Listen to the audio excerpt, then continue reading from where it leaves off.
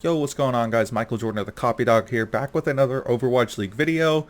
Welcome to all of my new subscribers. There's a lot of you that have come recently, so welcome to the channel. I hope you stick around. We're going to have a good time. Today, we are going to be talking about Team USA, a really big topic to talk about because last year they kind of choked like a lot. They really choked. I mean, they got first seed at the qualifier, absolutely dominated every team, and then fell to Team UK pretty badly. So, you know, this year we're hoping that a better roster will be built. Will a better roster be built? Probably not, because Arrow's coached and he's biased. But with that, I am going to build my own World Cup team of who I think would actually dominate and actually would have a shot against Team Korea. So let's just hop right into it. So let's start with the obvious choices, because there's three positions which I think are very obvious, especially one of them. And the first position we're going to be talking about is the main support.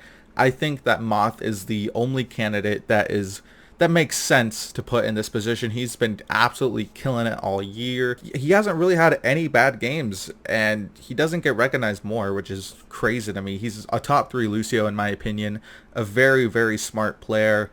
He's going to lead this Team USA to victory. I know that. I know he's a shot caller and stuff like that, so I'm excited to see him again play for Team USA. The second, I think, super obvious position, we're going to be at the main tank role, and that's going to be Super. Yes, you have Fact Fiction and Muma, but I don't think they bring that level of power that a player like Super does.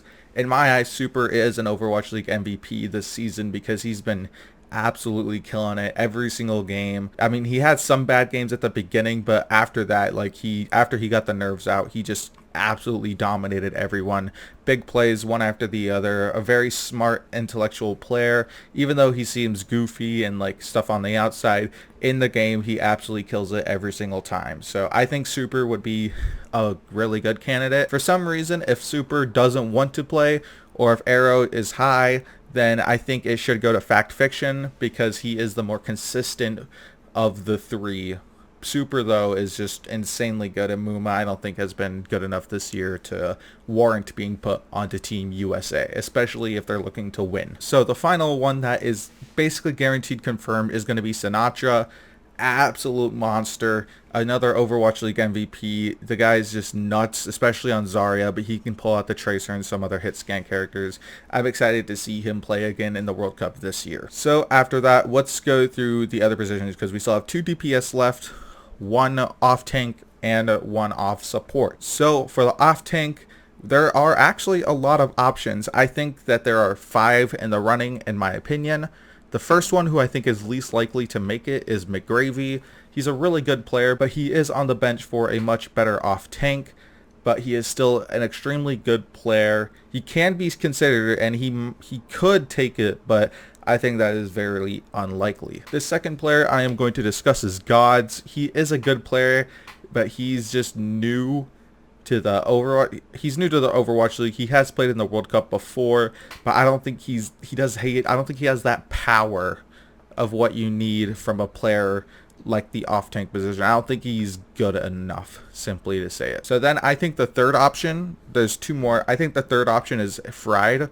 FRD, whatever you want to call him. He's a really flexible player, and he's gone under the radar. He recently took the starting position back from Dako on the off tank. I don't know if that's because Dako was, you know, toxic again or whatever, but he's not a bad player. He's a pretty flexible off tank. I mean, he plays the Mei. He's actually played some Winston. He plays the Sombra. He plays a bunch of characters, maybe a little bit too many characters.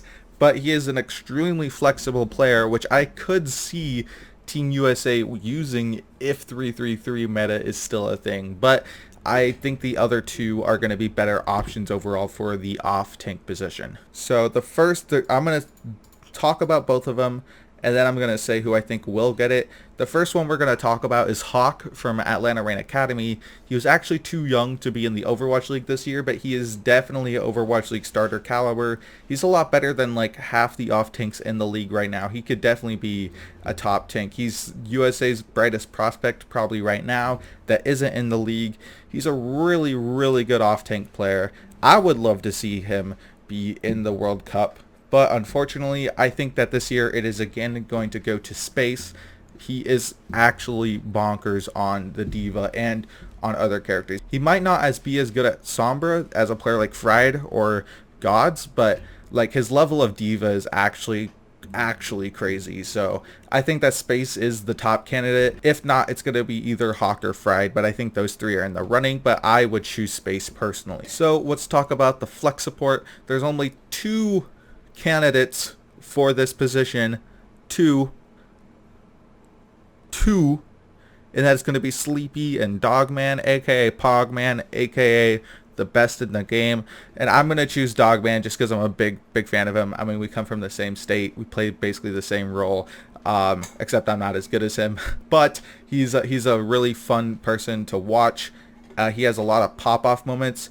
The only reason I'd consider choosing Sleepy is because he's more consistent, but the roster that I want to build has that pop-off potential. They either feed or they're successful. And if you're going up against a team like Korea, like South Korea, you're going to need to have that factor of just being able to take over an entire game. And I think Dogman has that potential over Sleepy, and that's why I also picked a person like Super over Fact Fiction.